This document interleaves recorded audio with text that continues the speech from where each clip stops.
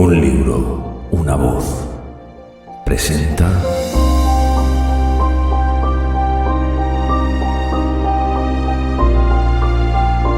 una novela escrita por Fyodor Dostoyevsky.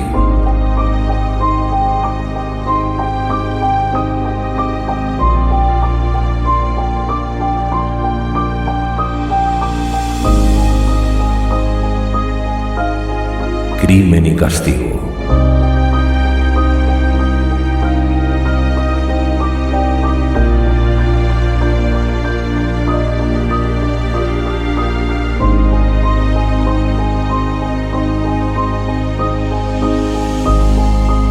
Narrado por Miguel Ibarz.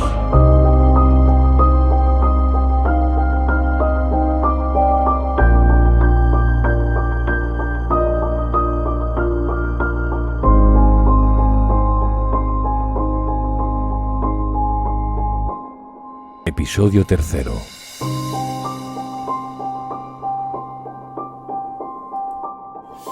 Capítulo 6. Raskolnikov se enteró algún tiempo después, por pura casualidad, de por qué el matrimonio de comerciantes había invitado a Lisbeth a ir a su casa. El asunto no podía ser más sencillo e inocente. Una familia extranjera venida menos quería vender varios vestidos. Como esto no podía hacerse con provecho en el mercado, buscaban una vendedora a domicilio. Lisbeth se dedicaba a este trabajo y tenía una clientela numerosa, pues procedía con la mayor honradez. Ponía siempre el precio más limitado, de modo que con ella no había lugar a regateos. Hablaba poco y, como ya hemos dicho, era humilde y tímida. Pero, desde hacía algún tiempo, Raskolnikov era un hombre dominado por las supersticiones. Incluso era fácil descubrir en él los signos indelebles de esta debilidad. En el asunto que tanto le preocupaba se sentía especialmente inclinado a ver coincidencias sorprendentes, fuerzas extrañas y misteriosas. El invierno anterior, un estudiante amigo suyo llamado Pokorev le había dado, poco antes de regresar a Kharkov, la dirección de la vieja Alena Ivanovna por si tenía que empeñar algo. Pasó mucho tiempo sin que tuviera necesidad de ir a visitarla, pues con sus lecciones podía ir viviendo mal que bien. Pero hacía 6 semanas había acudido a su memoria la dirección de la vieja. Tenía 2 cosas para empeñar: un viejo reloj de plata de su padre y un anillo con 3 piedecillas rojas que su hermana le había entregado en el momento de separarse, para que tuviera un recuerdo de ella. Decidió empeñar el anillo. Cuando vio a Alena Ivanovna, aunque no sabía nada de ella, sintió una repugnancia invencible. Después de recibir 2 pequeños billetes, Raskolnikov entró en una taberna que encontró en el camino. Se sentó, pidió té y empezó a reflexionar. Acababa de acudir a su mente, aunque en estado embrionario, como el polluelo en el huevo, una idea que le interesó extraordinariamente. Una mesa casi vecina a la suya estaba ocupada por un estudiante al que no recordaba haber visto nunca y por un joven oficial. Habían estado jugando al billar y se disponían a tomar el té. De improviso, Raskolnikov oyó que el estudiante daba al oficial la dirección de Alena Ivanovna y empezaba a hablarle de ella. Esto le llamó la atención. Hacía solo un momento que la había dejado y ya estaba oyendo hablar de la vieja. Sin duda, esto no era sino una simple coincidencia, pero su ánimo estaba dispuesto a entregarse a una impresión obsesionante y no le faltó ayuda para ello. El estudiante empezó a dar a su amigo detalles acerca de Alena Ivanovna. Es una mujer única. En su casa siempre puede uno procurarse dinero. Es rica como un judío y podría prestar 5.000 rublos de una vez. Sin embargo, no desprecia las operaciones de un rublo. Casi todos los estudiantes tenemos tratos con ella, pero ¡qué miserable es! Y empezó a darle detalles de su maldad. Bastaba que uno dejara pasar un día después del vencimiento para que se quedara con el objeto empeñado. Da por la prenda la 1/4 parte de su valor y cobra el 5 y hasta el 6% de interés mensual. El estudiante, que estaba hablador, dijo también que la usurera tenía una hermana, Lisbeth, y que la menuda y horrible vieja la vapuleaba sin ningún miramiento, a pesar de que Lisbeth medía aproximadamente 1,80 m de altura. «¡Una mujer fenomenal!», exclamó el estudiante, echándose a reír. Desde este momento, el tema de la charla fue Lisbeth. El estudiante hablaba de ella con un placer especial y sin dejar de reír. El oficial, que le escuchaba atentamente, le rogó que le enviara a Lisbeth para comprarle alguna ropa interior que necesitaba. Raskolnikov no perdió una sola palabra de la conversación y se enteró de ciertas cosas. Lisbeth era medio hermana de Alena. Tuvieron madres diferentes y mucho más joven que ella, pues tenía 35 años. La vieja la hacía trabajar noche y día. Además de que guisaba y lavaba la ropa para su hermana, y ella cosía y fregaba suelos fuera de casa, y todo lo que ganaba se lo entregaba a Alena. No se atrevía a aceptar ningún encargo, ningún trabajo, sin la autorización de la vieja. Sin embargo, Alena, Lisbeth lo sabía, había hecho ya testamento y, según él, su hermana solo heredaba los muebles. Dinero, ni un céntimo. Lo legaba todo a un monasterio del distrito de N para pagar una serie perpetua de oraciones por el descanso de su alma. Lisbeth procedía de la pequeña burguesía del Chin. Era una mujer desglalichada, de talla desmedida, de piernas largas y torcidas y pies enormes, como toda su persona, siempre calzados con zapatos ligeros. Lo que más asombraba y divertía al estudiante era que Lisbeth estaba continuamente encinta. —¿Pero no has dicho que no vale nada? —inquirió el oficial. Tiene la piel negruzca y parece un soldado disfrazado de mujer, pero no puede decirse que sea fea. Su cara no está mal, y menos sus ojos. La prueba es que gusta mucho. Es tan dulce, tan humilde, tan resignada. La pobre no sabe decir a nada que no. Hace todo lo que le piden. Y su sonrisa. ¡Ah! Su sonrisa es encantadora. —Ya veo que a ti también te gusta —dijo el oficial, echándose a reír—. Por su extravagancia. En cambio, a esa maldita vieja la mataría y le robaría sin ningún remordimiento. ¡Palabra! —exclamó con vehemencia el estudiante. El oficial lanzó una nueva carcajada y Raskolnikov se estremeció. Qué extraño era todo aquello. —Oye —dijo el estudiante, cada vez más acalorado—, quiero exponerte una cuestión seria. Naturalmente he hablado en broma, pero escucha. Por un lado tenemos una mujer imbécil, vieja, enferma, mezquina, perversa, que no es útil a nadie, sino que, por el contrario, es toda maldad y ni ella misma sabe por qué vive. Mañana morirá de muerte natural. ¿Me sigues? ¿Comprendes? —Sí —afirmó el oficial, observando atentamente a su entusiasmado amigo. Continúo. Por otro lado tenemos fuerzas frescas, jóvenes que se pierden, faltas de sostén, por todas partes, a miles. 100, 1000 obras útiles se podrían mantener y mejorar con el dinero que esa vieja destina a un monasterio. Centenares, tal vez millares de vidas se podrían encauzar por el buen camino. Multitud de familias se podrían salvar de la miseria, del vicio, de la corrupción, de la muerte, de los hospitales para enfermedades venéreas. Todo con el dinero de esa mujer.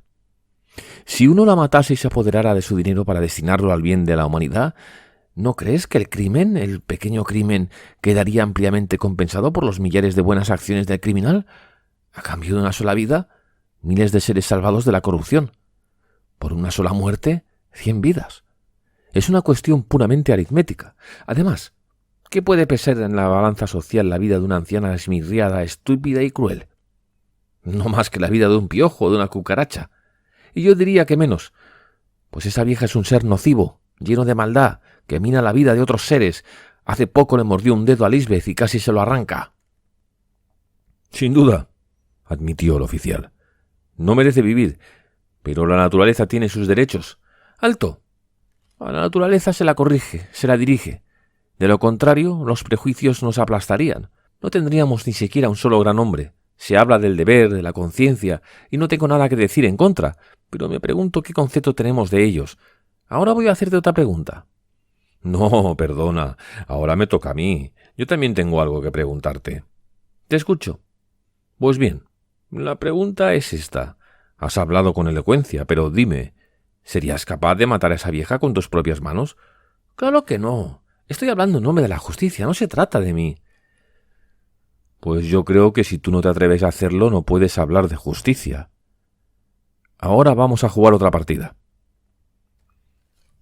Raskolnikov se sentía profundamente agitado. Ciertamente, aquello no eran más que palabras, una conversación de las más corrientes sostenida por gente joven. Más de una vez había oído charlas análogas, con algunas variantes y sobre temas distintos. Pero ¿Por qué había oído expresar tales pensamientos en el momento mismo en que ideas idénticas habían germinado en su cerebro? ¿Y por qué, cuando acababa de salir de casa de Alina Ivanovna con aquella idea embrionaria en su mente, había ido a sentarse al lado de unas personas que estaban hablando de la vieja? Esta coincidencia le parecía siempre extraña. La insignificante conversación de café ejerció una influencia extraordinaria sobre él durante todo el desarrollo del plan. Ciertamente, pareció haber intervenido en todo ello la fuerza del destino. Al regresar de la plaza se dejó caer en el diván y estuvo inmóvil una hora entera. Entretanto, la oscuridad había invadido la habitación. No tenía velas. Por otra parte, ni siquiera pensó en encender una luz. Más adelante, nunca pudo recordar si había pensado algo en aquellos momentos. Finalmente, sintió de nuevo escalofríos de fiebre y pensó con satisfacción que podía acostarse en el diván sin tener que quitarse la ropa. Pronto se sumió en un sueño pesado como el plomo. Durmió largamente y casi sin soñar. A las 10 de la mañana siguiente, Nastasia entró en la habitación. No conseguía despertarlo. Le llevaba pan y un poco de té en su propia tetera, como el día anterior.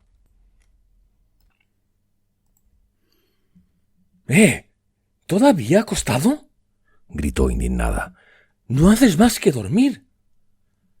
Raskolnikov se levantó con un gran esfuerzo. Le dolía la cabeza. Dio una vuelta por el cuarto y volvió a echarse en el diván. ¿Otra vez a dormir?, exclamó Nastasia. ¿Es que estás enfermo? Raskolnikov no contestó. ¿Quieres té? Más tarde, repuso el joven penosamente. Luego cerró los ojos y se volvió de cara a la pared. Nastasia estuvo un momento contemplándolo. A lo mejor está enfermo de verdad, murmuró mientras se marchaba. A las 2 volvió a aparecer con la sopa. Él estaba todavía acostado y no había probado el té. Nastasia se sintió incluso ofendida y empezó a zarandearlo. ¿A qué viene tanta modorra?, gruñó, mirándole con desprecio. Él se sentó en el diván, pero no pronunció ni una palabra. Permaneció con la mirada fija en el suelo. Bueno, pero ¿estás enfermo o qué?, preguntó Nastasia. Esta segunda pregunta quedó tan sin respuesta como la primera. Debes salir, dijo Nastasia tras un silencio. Te conviene tomar un poco el aire. Comerás, ¿verdad? Más tarde, balbuceó débilmente Raskolnikov. Ahora vete. Y reforzó estas palabras con un ademán. Ella permaneció todavía un momento en el cuarto, mirándolo con un gesto de compasión. Luego se fue. Minutos después, Raskolnikov abrió los ojos, contempló largamente la sopa y el té, cogió la cuchara y empezó a comer.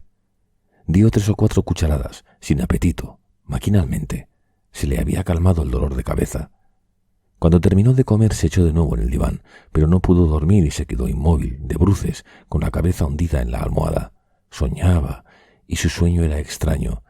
Se imaginaba estar en África, en Egipto. La caravana con la que iba se había detenido en un oasis. Los camellos estaban echados, descansando. Las palmeras que los rodeaban balanceaban sus tupidos penachos. Los viajeros se disponían a comer, pero Raskolnikov prefería beber agua de un riachuelo que corría cerca de él con un rumoreo cantarín. El aire era deliciosamente fresco.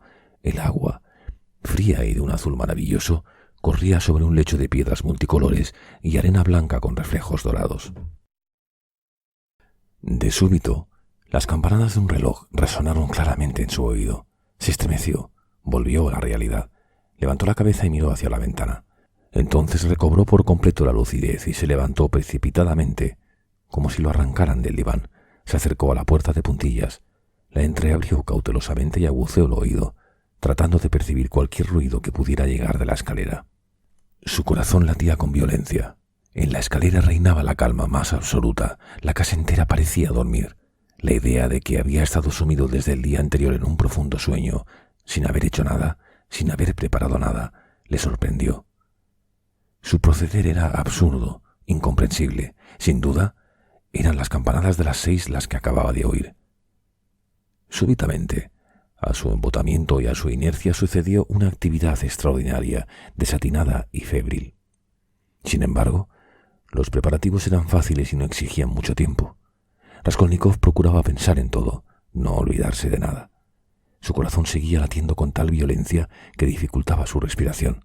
Ante todo, había que preparar un nudo corredizo y coserlo en el forro del gabán. Trabajo de 1 minuto.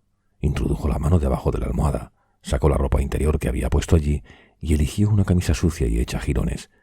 Con varias tiras formó un cordón de unos 5 centímetros de ancho y 35 de largo. Lo dobló en 2, se quitó el gabán de verano, de un tejido de algodón tupido y sólido, el único sobre todo que tenía, y empezó a coser el extremo del cordón debajo del sobaco izquierdo. Sus manos temblaban. Sin embargo, su trabajo resultó tan perfecto que cuando volvió a ponerse el gabán no se veía por la parte exterior el menor indicio de costura. El hilo y la aguja se los había procurado hacía tiempo y los guardaba, envueltos en un papel, en el cajón de su mesa. Aquel nudo corredizo, destinado a sostener el hacha, constituía un ingenioso detalle de su plan. No era cosa de ir por la calle con un hacha en la mano.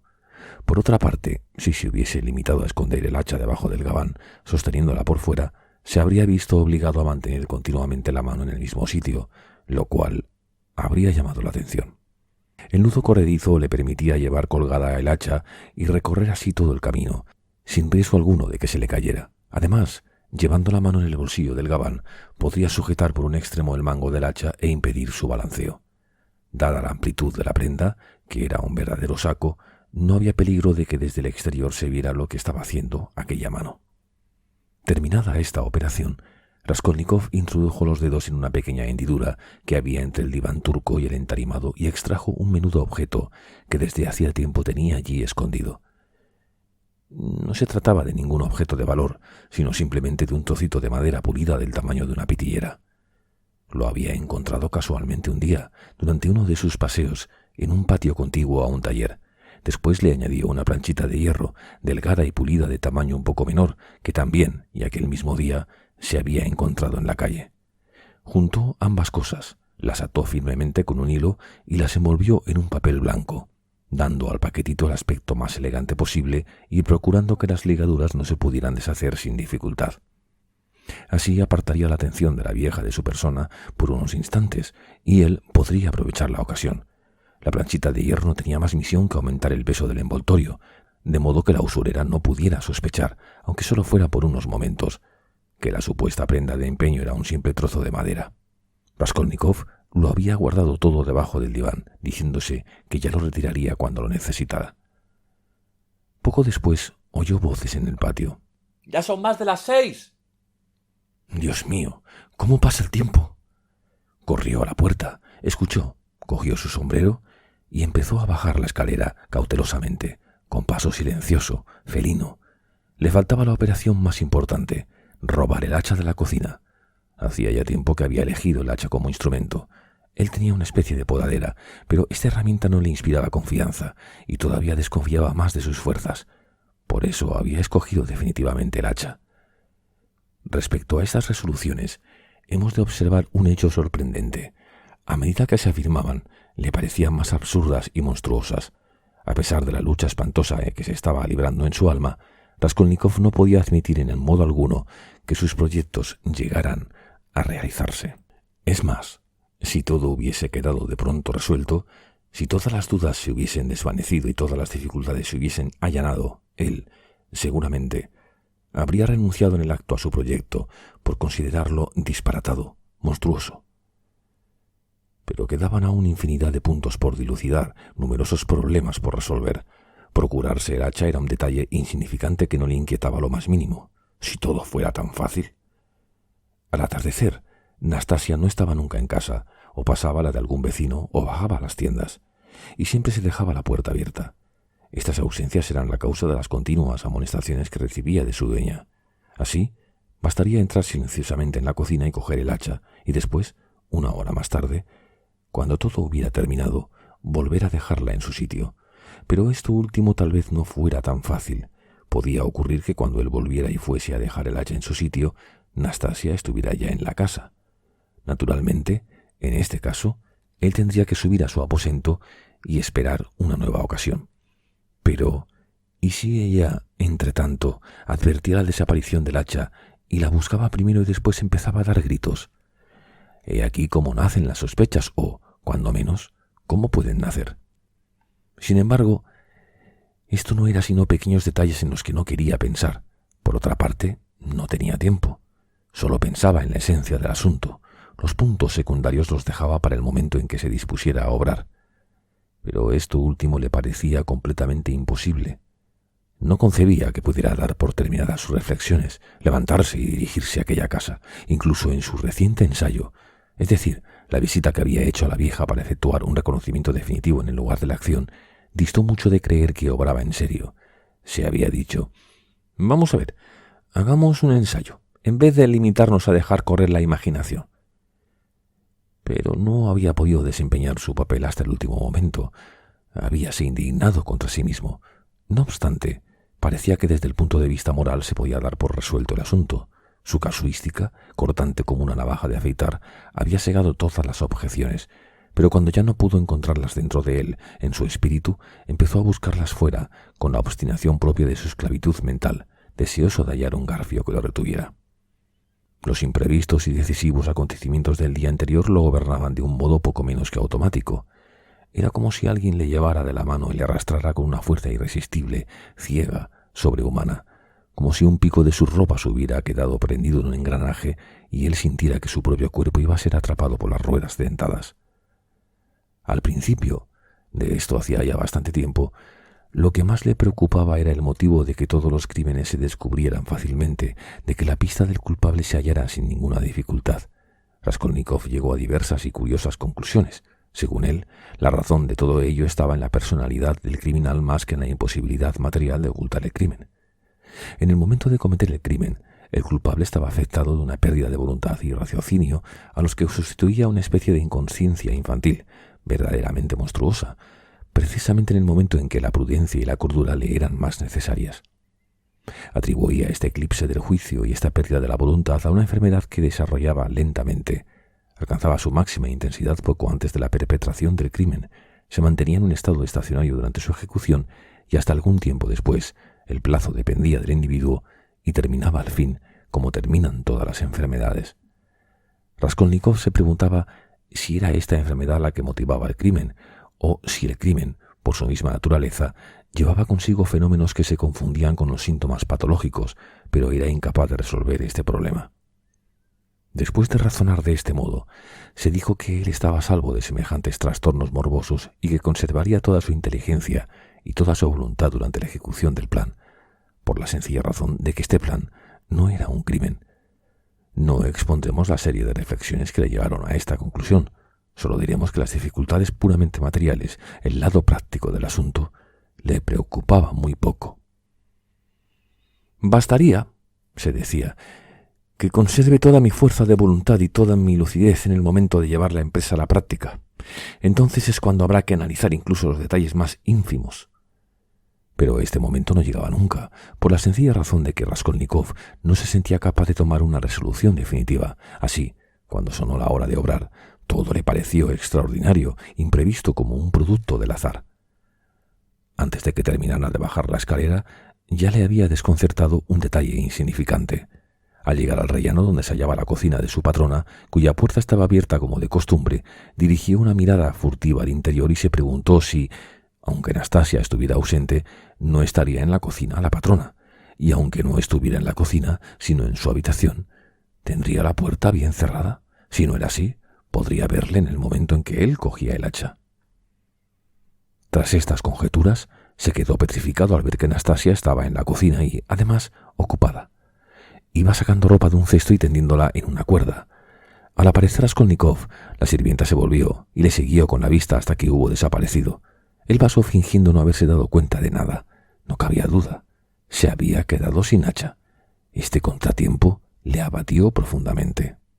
¿De dónde me había sacado yo?, me preguntaba mientras bajaba los últimos escalones, que era seguro que Anastasia se habría marchado hasta ahora.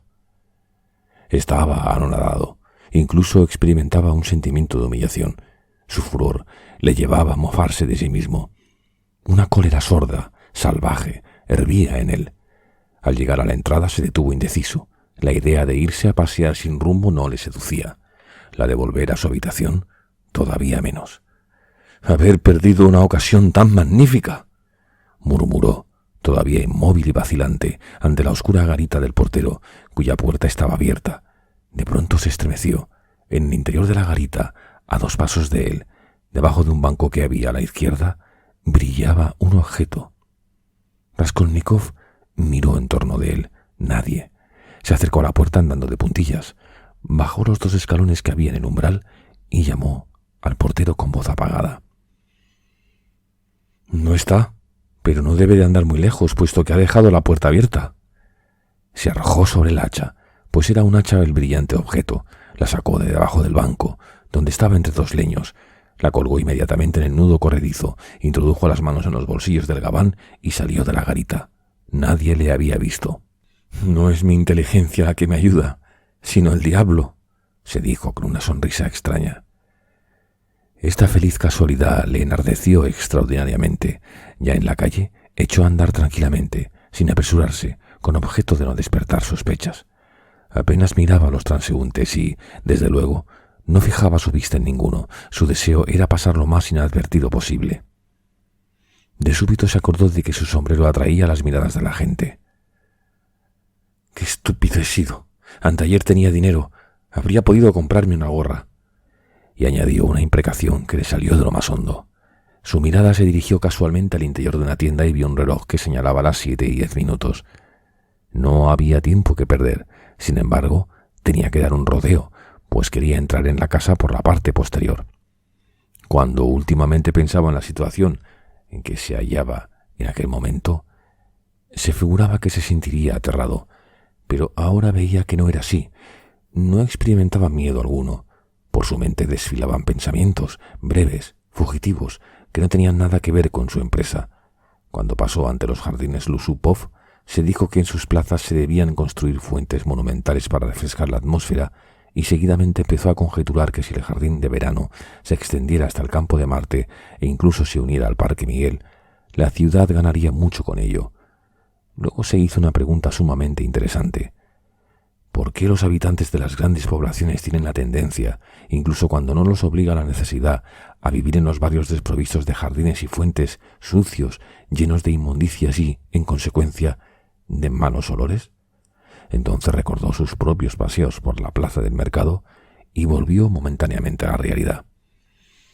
«Qué cosas tan absurdas que se le ocurren a uno. Lo mejor es no pensar en nada».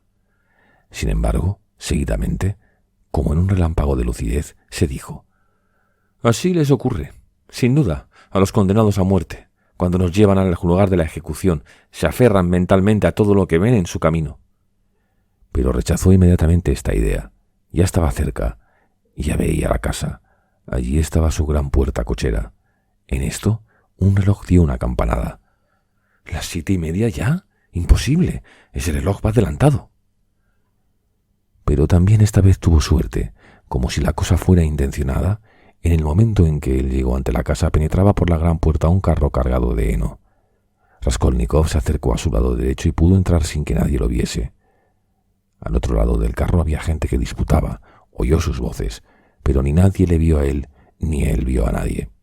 Algunas de las ventanas que daban al gran patio estaban abiertas, pero él no levantó la vista, no se atrevió. La escalera que conducía a casa de Elena Ivanovna estaba a la derecha de la puerta. Raskolnikov se dirigió a ella y se detuvo, con la mano en el corazón, como si quisiera frenar sus latidos. Aseguró el hacha en el nudo corredizo, aguzó el oído y empezó a subir, paso a paso, sigilosamente. No había nadie. Las puertas estaban cerradas, pero al llegar al segundo piso, vio una abierta de par en par. Pertenecía a un departamento deshabitado en el que trabajaban unos pintores. Estos hombres ni siquiera vieron a Raskolnikov, pero él se detuvo un momento y se dijo: «Aunque hay 2 pisos sobre este, habría sido preferible que no estuvieran aquí estos hombres». Continuó enseguida la ascensión y llegó al 4º piso. Allí estaba la puerta de las habitaciones de la prestamista. El departamento de enfrente seguía desalquilado, a juzgar por las apariencias, y el que estaba debajo mismo del de la vieja, en el tercero, también debía de estar vacío, ya que de su puerta había desaparecido la tarjeta que Raskolnikov había visto en su visita anterior. Sin duda, los inquilinos se habían mudado. Raskolnikov jadeaba. Estuvo un momento vacilando. «¿No será mejor que me vaya?». Pero ni siquiera se dio respuesta a esta pregunta. Aplicó el oído a la puerta y no oyó nada. En el departamento de Elena Ivanovna reinaba un silencio de muerte. Su atención se desvió entonces hacia la escalera.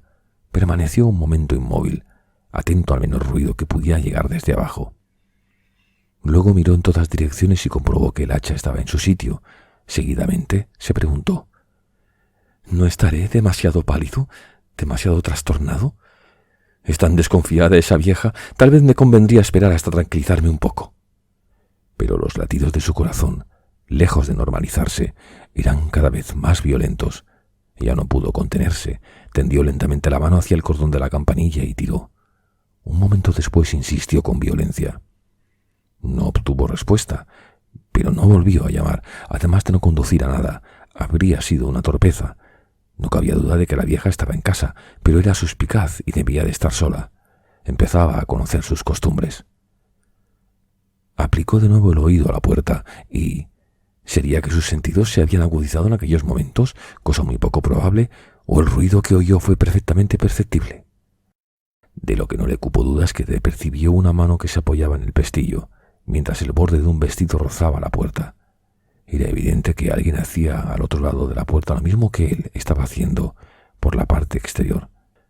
Para no dar la impresión de que quería esconderse, Raskolnikov movió los pies y refunfuñó unas palabras. Luego tiró del cordón de la campanilla por tercera vez, sin violencia alguna, discretamente, con objeto de no dejar traslucir la menor impaciencia. Este momento dejaría en él un recuerdo imborrable. Y cuando, más tarde, acudía a su imaginación con perfecta nitidez, no comprendía cómo había podido desplegar tanta astucia en aquel momento en que su inteligencia parecía extinguirse y su cuerpo paralizarse. Un instante después, oyó que descorrían el cerrojo. Capítulo 7.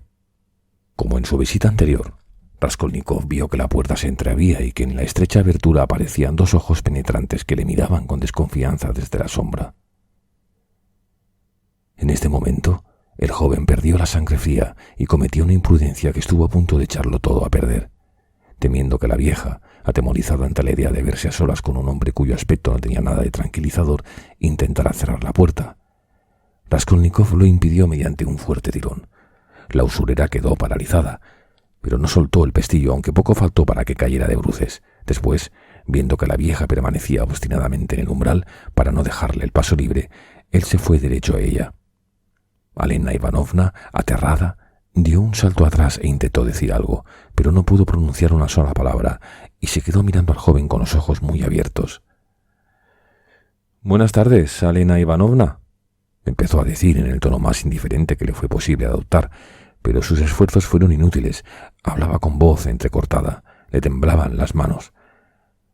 «Le traigo una cosa para empeñar, pero entremos, quiero que la vea a la luz». Y entró en el piso sin esperar a que la vieja lo invitara. Ella corrió tras él, dando suelta a su lengua. «Oiga, ¿quién es usted? ¿Qué desea?» «Ya me conoce usted, Alena Ivanovna. Soy Raskolnikov. Tenga, aquí tiene aquello de lo que le hablé otro día». Le ofreció el paquetito.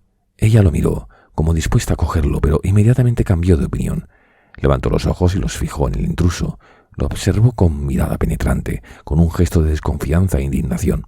Pasó un minuto. Raskolnikov incluso creyó descubrir un chispazo de burla en aquellos ojillos, como si la vieja lo hubiese adivinado todo.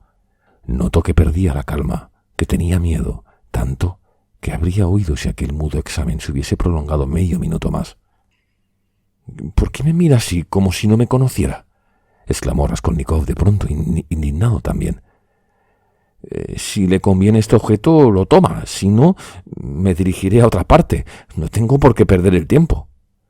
Dijo esto sin poder contenerse, a pesar suyo, pero su actitud resuelta pareció ahuyentar los recelos de Alena Ivanovna.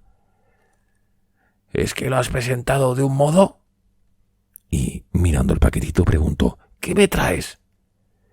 «Una pitillera de plata. Ya le hablé de ella la última vez que estuve aquí». Alena Ivanovna tendió la mano. «¿Pero qué te ocurre? Estás pálido. Las manos te tiemblan. ¿Estás enfermo?». «Tengo fiebre», repuso Raskolnikov con voz anhelante, y añadió con un visible esfuerzo: «¿Cómo no ha de estar uno pálido cuando no come?». Las fuerzas volvían a abandonarle, pero su contestación pareció sincera. La usurera le quitó el paquetito de las manos. «¿Pero qué es esto?», Volvió a preguntar, sopesándolo y dirigiendo nuevamente a Raskolnikov una larga y penetrante mirada. «¿Una pitillera de plata? Véala». «Pues no parece que esto sea de plata. Sí que la has atado bien». Se acercó a la lámpara. Todas las ventanas estaban cerradas, a pesar del calor asfixiante, y empezó a luchar por deshacer los nudos, dando la espalda a Raskolnikov y olvidándose de él momentáneamente. Raskolnikov se desabrochó el gabán y sacó el hacha del nudo corredizo, pero la mantuvo debajo del abrigo, empuñándola con la mano derecha. En las dos manos sentía una tremenda debilidad y un embotamiento creciente. Temiendo estaba que el hacha se le cayese. De pronto, la cabeza empezó a darle vueltas. «Pero, ¿cómo demonios has atado esto? ¡Vaya un enredo!», exclamó la vieja, volviendo un poco la cabeza hacia Raskolnikov. No había que perder ni un segundo. Sacó el hacha de debajo del abrigo, la levantó con las dos manos y, sin violencia, con un movimiento casi maquinal, la dejó caer sobre la cabeza de la vieja.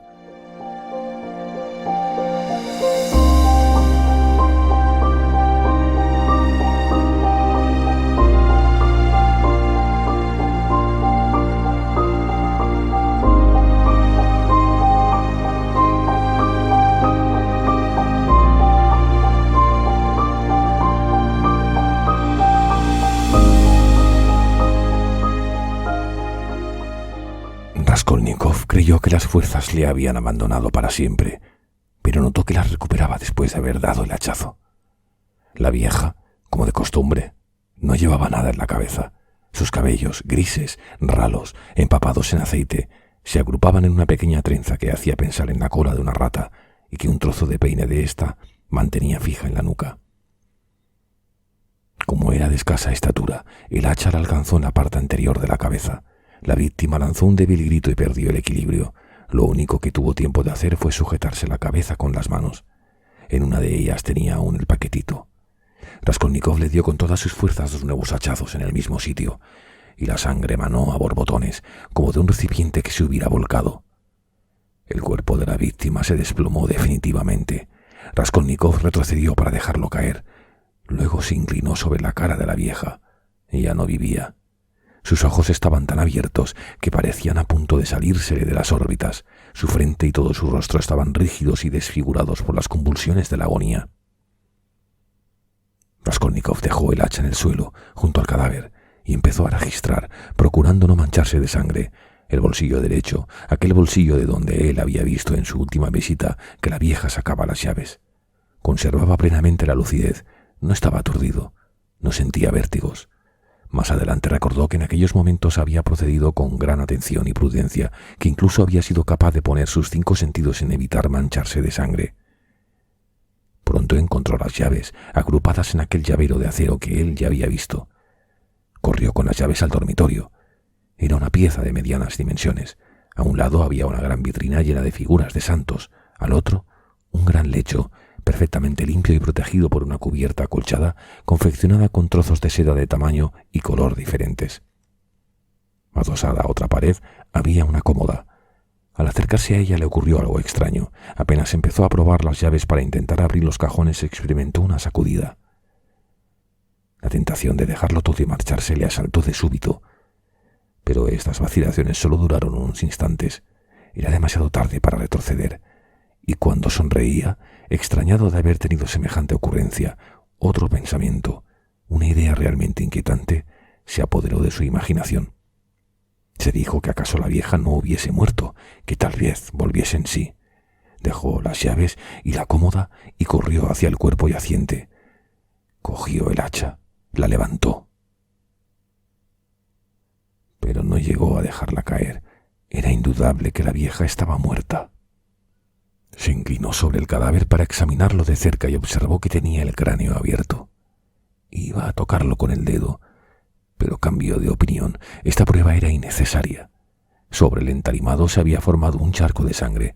En esto, Raskolnikov vio un cordón en el cuello de la vieja y empezó a tirar de él, pero era demasiado resistente y no se rompía. Además, estaba resbaladizo, impregnado de sangre. Intentó sacarlo por la cabeza de la víctima, tampoco lo consiguió. Se enganchaba en alguna parte, Perdiendo la paciencia, pensó utilizar el hacha. Partiría el cordón descargando un hachazo sobre el cadáver. Pero no se decidió a cometer esta atrocidad. Al fin, tras 2 minutos de tanteos, logró cortarlo, manchándose las manos de sangre, pero sin tocar el cuerpo de la muerta. Un instante después, el cordón estaba en sus manos. Como había supuesto, era una bolsita lo que pendía del cuello de la vieja. También colgaban del cordón una medallita esmaltada y 2 cruces, una de madera de ciprés y otra de cobre. La bolsita era de piel de camello, rezumaba grasa y estaba repleta de dinero. Raskolnikov se la guardó en el bolsillo sin abrirla, arrojó las cruces sobre el cuerpo de la vieja y, esta vez cogiendo el hacha, volvió precipitadamente al dormitorio. Una impaciencia febril le impulsaba. Cogió las llaves y reanudó la tarea. Pero sus tentativas de abrir los cajones fueron infructuosas, no tanto a causa del temblor de sus manos como de los continuos errores que cometía.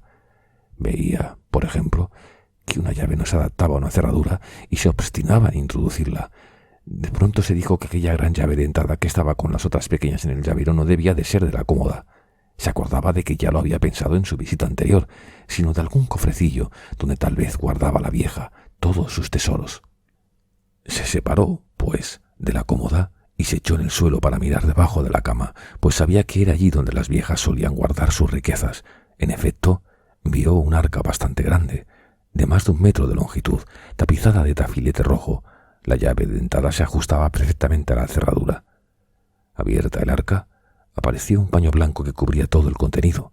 Debajo del paño había una pelliza de piel de liebre con forro rojo, bajo la piel un vestido de seda y debajo de este un chal. Más abajo solo había, al parecer, trozos de tela. Se limpió la sangre de las manos en el forro rojo. Como la sangre es roja, se verá menos sobre el rojo. De pronto cambió de expresión y se dijo, aterrado: ¡Qué insensatez, señor! ¿Acabaré volviéndome loco? Pero cuando empezó a revolver los trozos de tela debajo de la piel salió un reloj de oro. Entonces no dejó nada por mirar. Entre los retazos del fondo aparecieron joyas, objetos empeñados, sin duda que no habían sido retirados todavía: pulseras, cadenas, pendientes, alfileres de corbata. Algunas de estas joyas estaban en sus estuches, otras cuidadosamente envueltas en papel de periódico en doble y el envoltorio bien atado. No vaciló ni un segundo. Introdujo la mano y empezó a llenar los bolsillos de su pantalón y de su gabán sin abrir los paquetes ni los estuches. Pero de pronto hubo de suspender el trabajo. Le parecía haber oído un rumor de pasos en la habitación inmediata. Se quedó inmóvil, helado de espanto. No, todo estaba en calma. Sin duda, su oído le había engañado. Pero de súbito percibió un débil grito, o, mejor, un gemido sordo, entrecortado, que se apagó enseguida. De nuevo, y durante 1 minuto reinó un silencio de muerte. Raskolnikov, en cuclillas ante el arca, esperó, respirando apenas. De pronto se levantó, empuñó el hacha y corrió a la habitación vecina. En esta habitación estaba Lisbeth. Tenía en las manos un gran envoltorio y contemplaba atónita el cadáver de su hermana. Estaba pálida como una muerta y parecía no tener fuerzas para gritar. Al ver aparecer a Raskolnikov, empezó a temblar como una hoja y su rostro se contrajo convulsivamente. Probó a levantar los brazos y no pudo. Abrió la boca, pero de ella no salió sonido alguno. Lentamente fue retrocediendo hacia un rincón, sin dejar de mirar a Raskolnikov en silencio, aquel silencio que no tenía fuerzas para romper. Él se arrojó sobre ella con el hacha en la mano. Los labios de la infeliz se torcieron con una de esas muecas que solemos observar en los niños pequeños cuando ven algo que les asusta y empiezan a gritar sin apartar la vista de lo que causa su terror. Era tan cándida la pobre Lisbeth y estaba tan aturdida por el pánico que ni siquiera hizo el movimiento instintivo de levantar las manos para proteger su cabeza. Se limitó a dirigir el brazo izquierdo hacia el asesino, como si quisiera apartarlo. El hacha cayó de pleno sobre el cráneo, hendió la parte superior del hueso frontal y casi llegó al occipucio. Lisbeth se desplomó. Raskolnikov perdió por completo la cabeza. Se apoderó del envoltorio, después lo dejó caer y corrió al vestíbulo. Su terror iba en aumento, sobre todo después de aquel segundo crimen que no había proyectado y solo pensaba en huir. Si en aquel momento hubiese sido capaz de ver las cosas más claramente, de advertir las dificultades, el horror y lo absurdo de su situación, si hubiese sido capaz de prever los obstáculos que tenía que salvar y los crímenes que aún habría podido cometer para salir de aquella casa y volver a la suya, ¿acaso habría renunciado a la lucha y se habría entregado? Pero no por cobardía, sino por el horror que le inspiraban sus crímenes. Esta sensación de horror aumentaba por momentos. Por nada del mundo habría vuelto al lado del arca, y ni siquiera a las 2 habitaciones interiores. Sin embargo, poco a poco iban acudiendo a su mente otros pensamientos. Incluso llegó a caer en una especie de delirio. A veces se olvidaba de las cosas esenciales y fijaba su atención en los detalles más superfluos. Sin embargo, como dirigiera una mirada a la cocina y viese que debajo de un banco había un cubo con agua, se le ocurrió lavarse las manos y limpiar el hacha. Sus manos estaban manchadas de sangre, pegajosas. Introdujo el hacha en el cubo. Después cogió un trozo de jabón que había en un plato agrietado sobre el alféizar de la ventana y se lavó. Seguidamente sacó el hacha del cubo, limpió el hierro y estuvo lo menos 3 minutos frotando el mango, que había recibido salpicaduras de sangre. Lo secó todo con un trapo puesto a secar en una cuerda tendida a través de la cocina y luego examinó detenidamente el hacha junto a la ventana. Las huellas acusadoras habían desaparecido, pero el mango estaba todavía húmedo. Después de colgar el hacha del nudo corredizo, debajo de su gabán, inspeccionó sus pantalones, su americana, sus botas, tan minuciosamente como le permitió la escasa luz que había en la cocina. A simple vista, su indumentaria no presentaba ningún indicio sospechoso, solo las botas estaban manchadas de sangre. Mojó un trapo y las lavó, pero sabía que no veía bien y que tal vez no percibía manchas perfectamente visibles. Luego quedó indeciso en medio de la cocina, presa de un pensamiento angustioso.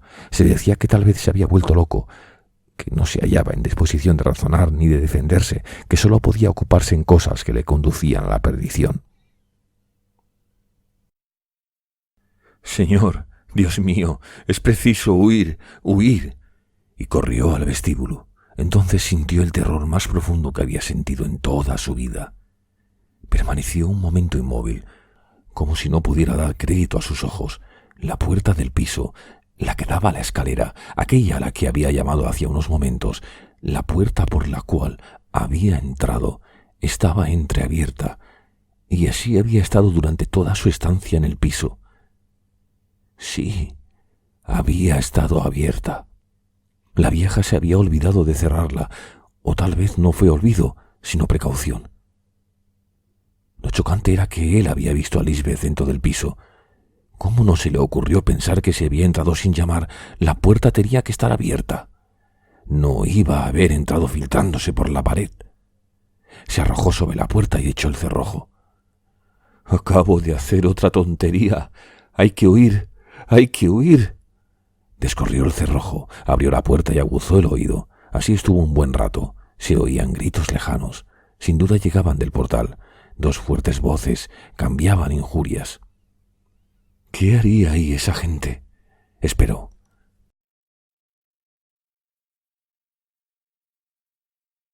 Al fin las voces dejaron de oírse, cesaron de pronto.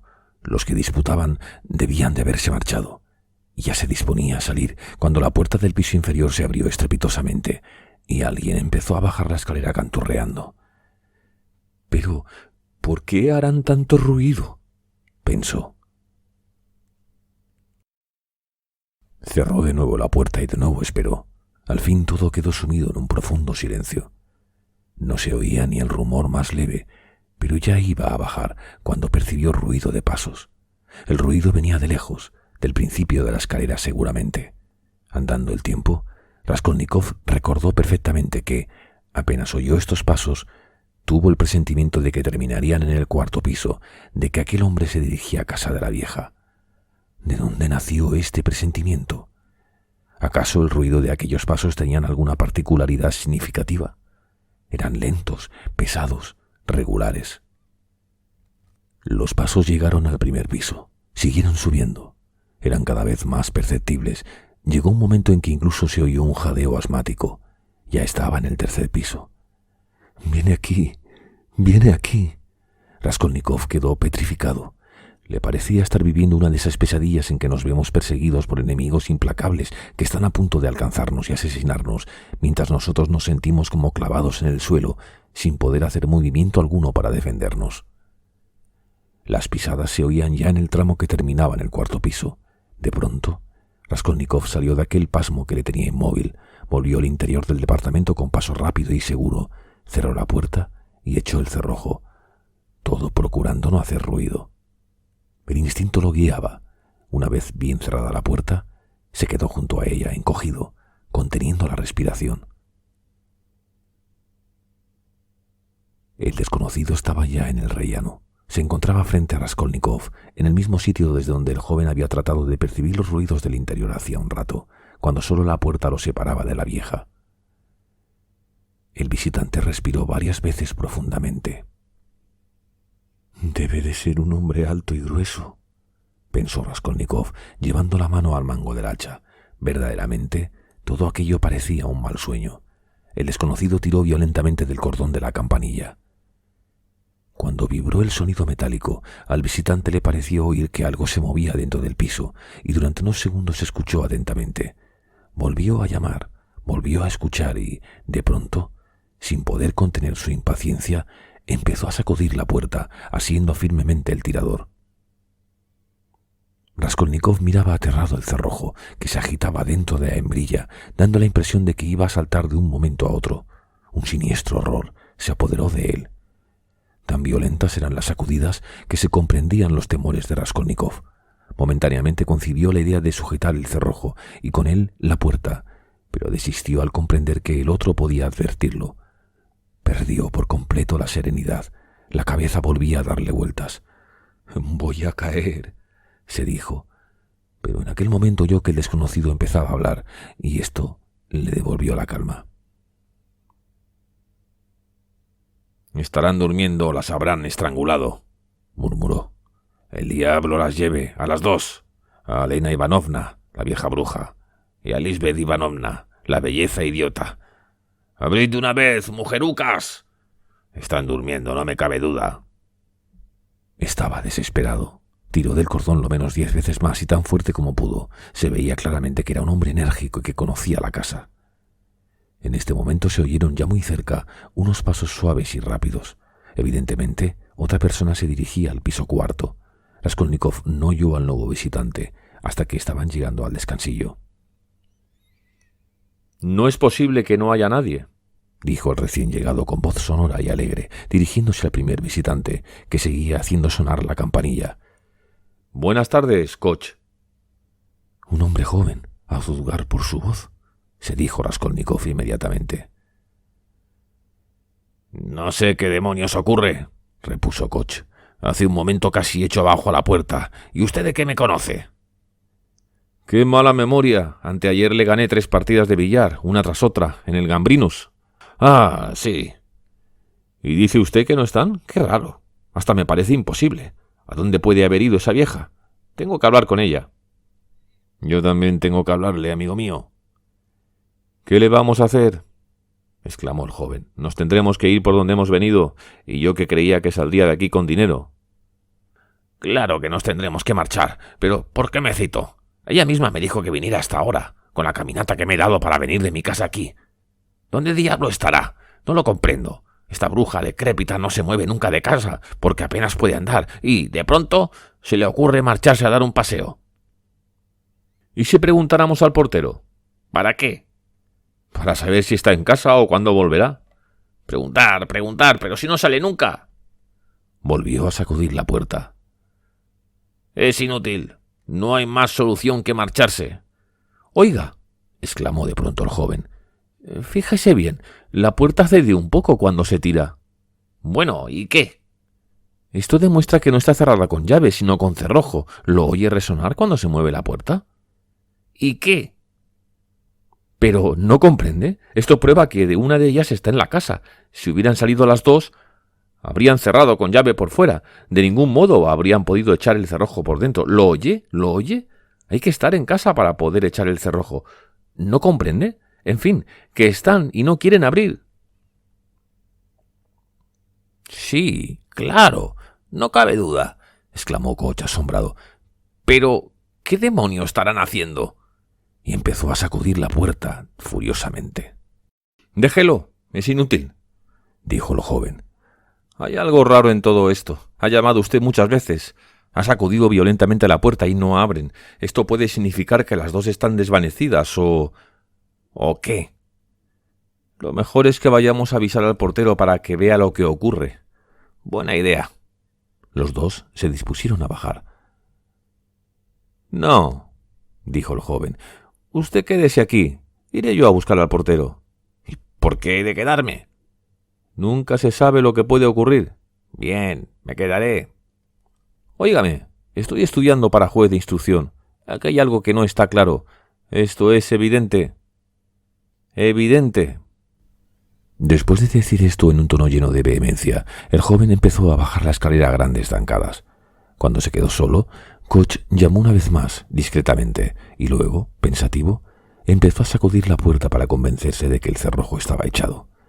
Seguidamente se inclinó, jadeante, y aplicó el ojo a la cerradura, pero no pudo ver nada, porque la llave estaba puesta por dentro. En pie ante la puerta, Raskolnikov asía fuertemente el mango del hacha. Era presa de una especie de delirio. Estaba dispuesto a luchar con aquellos hombres si conseguían entrar en el departamento. Al oír sus golpes y sus comentarios, más de una vez había estado a punto de poner término a la situación hablándoles a través de la puerta. A veces le dominaba la tentación de insultarlos, de burlarse de ellos, e incluso deseaba que entrasen en el piso. «¡Que acaben de una vez!», pensaba. «¿Pero dónde se habrá metido ese hombre?», murmuró el de fuera. Habían pasado ya varios minutos y nadie subía. Koch empezaba a perder la calma. «¿Pero dónde se habrá metido ese hombre?», gruñó. Al fin, agotada su paciencia, se fue escaleras abajo con su paso lento, pesado, ruidoso. «¿Qué hacer, Dios mío?». Raskolnikov descorrió el cerrojo y entreabrió la puerta. No se percibía el menor ruido. Sin más vacilaciones, salió, cerró la puerta lo mejor que pudo y empezó a bajar. Inmediatamente, solo había bajado 3 escalones, oyó gran alboroto más abajo. ¿Qué hacer? No había ningún sitio donde esconderse. Volvió a subir a toda prisa. ¡Tú! ¡Espera! El que profería estos gritos acababa de salir de uno de los pisos inferiores y corría escaleras abajo, no ya al galope, sino en tromba. «¡Mitri! ¡Mitri! ¡Mitri!», vociferaba hasta desgañitarse. «¿Te has vuelto loco? ¡Así vayas a parar al infierno!». Los gritos se apagaron. Los últimos habían llegado ya de la entrada. Todo volvió a quedar en silencio. Pero, transcurridos apenas unos segundos, varios hombres que conversaban a grandes voces empezaron a subir tumultuosamente la escalera. Eran 3 o 4. Raskolnikov reconoció la sonora voz del joven de antes. Comprendiendo que no los podía eludir, se fue resueltamente a su encuentro. «Sea lo que Dios quiera, si me paran, estoy perdido. Y si me dejan pasar, también, pues luego se acordarán de mí». El encuentro parecía inevitable. Ya solo les separaba un piso, pero, de pronto, la salvación. Unos escalones más abajo, a su derecha, vio un piso abierto y vacío. Era el departamento del segundo, donde trabajaban los pintores, como si lo hubiesen hecho adrede. Acababan de salir. Seguramente fueron ellos los que bajaron la escalera corriendo y alborotando. Los techos estaban recién pintados. En medio de una de las habitaciones había todavía una cubeta, un bote de pintura y un pincel. Raskolnikov se introdujo en el piso furtivamente y se escondió en un rincón. Tuvo el tiempo justo. Los hombres estaban ya en el descansillo. No se detuvieron. Siguieron subiendo hacia el cuarto sin dejar de hablar a voces. Raskolnikov esperó un momento. Después salió de puntillas y se lanzó velozmente escaleras abajo. Nadie en la escalera, nadie en el portal. Salió rápidamente y dobló hacia la izquierda. Sabía perfectamente que aquellos hombres estarían ya en el departamento de la vieja, que les habría sorprendido encontrar abierta la puerta que hacía unos momentos estaba cerrada, que estarían examinando los cadáveres, que enseguida habrían deducido que el criminal se hallaba en el piso cuando ellos llamaron y que acababa de huir. Y tal vez incluso sospechaban que se había ocultado en el departamento vacío cuando ellos subían. Sin embargo, Raskolnikov no se atrevía a apresurar el paso. No se atrevía, aunque tendría que recorrer aún un centenar de metros para llegar a la primera esquina. Si entrara en un portal, se decía, ¿y me escondiese en la escalera? No, sería una equivocación. ¿Debo tirar el hacha? ¿Y si tomara un coche? Tampoco. Las ideas se le embrollaban en el cerebro. Al fin vio una callejuela y penetró en ella, más muerto que vivo. Era evidente que estaba casi salvado. Allí corría menos riesgo de infundir sospechas. Además, la estrecha calle estaba llena de transeúntes, entre los que él era como un grano de arena. Pero la tensión de ánimo le había debilitado de tal modo que apenas podía andar. Gruesas gotas de sudor resbalaban por su semblante. Su cuello estaba empapado. —¡Vaya merluza, amigo! —le gritó una voz cuando desembocaba en el canal. Había perdido por completo la cabeza. Cuanto más andaba, más turbado se sentía. Al llegar al malecón y verlo casi vacío, el miedo de llamar la atención le sobrecogió y volvió a la callejuela. Aunque estaba a punto de caer desfallecido, dio un rodeo para llegar a su casa. Cuando cruzó la puerta, aún no había recobrado la presencia de ánimo. Ya en la escalera, se acordó del hacha. Aún tenía que hacer algo importantísimo: dejar el hacha en su sitio sin llamar la atención. Raskolnikov no estaba en situación de comprender que, en vez de dejar el hacha en el lugar de donde la había cogido, era preferible deshacerse de ella, arrojándola, por ejemplo, al patio de cualquier casa. Sin embargo, todo salió a pedir de boca. La puerta de la garita estaba cerrada, pero no con llave. Esto parecía indicar que el portero estaba allí. Sin embargo, Raskolnikov había perdido hasta tal punto la facultad de razonar que se fue hacia la garita y abrió la puerta. Si en aquel momento hubiese aparecido el portero y le hubiera preguntado «¿Qué desea?», él, seguramente, le habría devuelto el hacha con el gesto más natural. Pero la garita estaba vacía como la vez anterior, y Raskolnikov pudo dejar el hacha debajo del banco, entre los leños, exactamente como la encontró. Inmediatamente subió a su habitación, sin encontrar a nadie en la escalera. La puerta del departamento de la patrona estaba cerrada. Ya en su aposento, se echó vestido en el diván y quedó sumido en una especie de inconsciencia que no era la del sueño. Si alguien hubiese entrado entonces en el aposento, Raskolnikov, sin duda, se habría sobresaltado y habría proferido un grito. Su cabeza era un hervidero de retazos de ideas, pero él no podía captar ninguno, por mucho que se empeñaba en ello.